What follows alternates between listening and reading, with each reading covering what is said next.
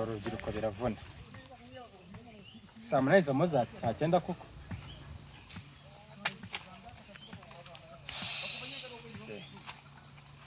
Nta muragera. Kazi wazakegura ko mbona kakabije rwose y'abana biravuna kuri urubyiruko rwose. Nta muragera.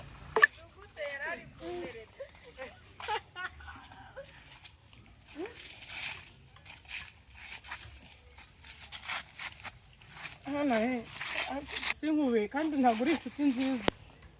Umva. Kugira inshuti nkawe sinkubeshye. Umeze bite muyo?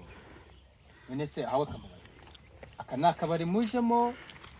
yebwe tuje mu nama ikibazo ubundi ikibazo muje mu nama ako twihanganire nyine twihanganire uyu muvandimwe hari insanganyamatsiko y'umusigira iravuga kuki mbere na mbere so ndi nebeze iravuga kuki nebe mwavuze ngo duhurire reka tuvugishe ukuri iyo murebye mu iki gihugu cy'u Rwanda kitaragowe koko kugira urubyiruko nkamwe ubu mwabageze iki ku gihugu tuvugishe ukuri amuyobo nyine wageze iki ku gihugu nakora byinshi pe nk'iki ubwo kunywa inzoga aya tunywe rese mbese nabyoze tu rebera ngo uyu mukobwa nyine ibintu bimeze neza muyobo bimeze neza ibintu byose biri mu murongo wanywe iki uretse n'umuvandimwe acishije netse uje aho ukora iki ancishije urumva jewe nabyutse ibintu byose nabiteguye neza ku murongo tuwemara nasinze gahunda nari nzi ko ari saa 8 ariko banzu nanatwihanganira gatoya ko twatinze rero uyu nguyu yarambwiye ati afitemo 2,000 tunyure duce ku muryango w'akabari ariko twanyuzeho gusa reka aburetse gatongo tuciye bugo Joshua banze wumve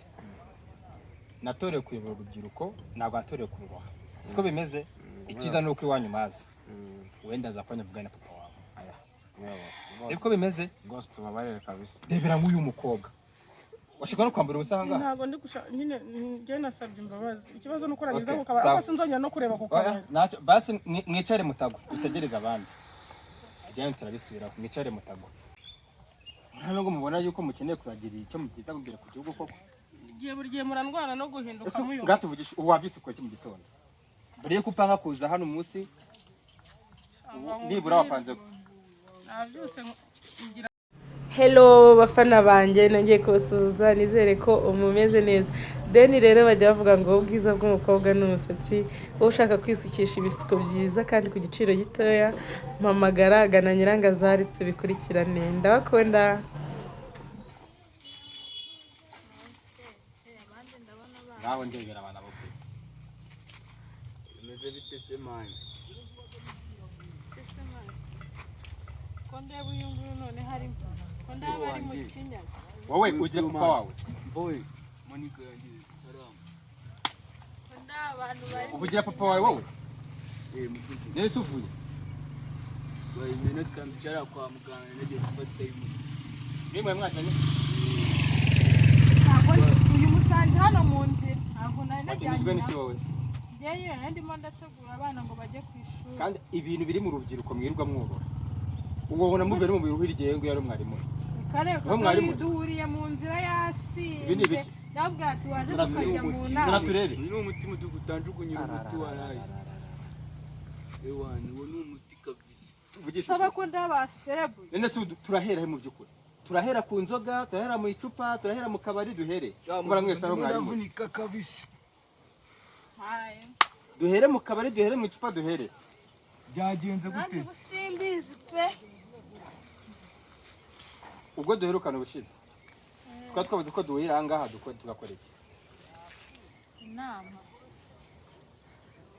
reka abanga batatu bansubiza kuko wenda wanyura isomo amayoga niyo nubwo nashyizemo rimwe kunibuka ko twari twavuze ko kubera ko hari mu rubyiruko kenshi higanjemo nyine ubukene twari twavuze ko turi buhurire hamwe umudugudu umuti wanjye twari twavuze ko tugomba guhurira hamwe twamara guhurira hamwe tukungurana ibitekerezo by'ubwo twakwivana mu bukene ari nayo mpamvu twazindutse kugira ngo tuze tugire gute duhangane n'ubu bukene butuzengereje urugero rwa mbere ka Joshua ruduhe nanugaza aho turi urugero rwa mbere rw'uburyo umuntu yakwivana mu bukene akiteza imbere uburyo bwa mbere twabikoramo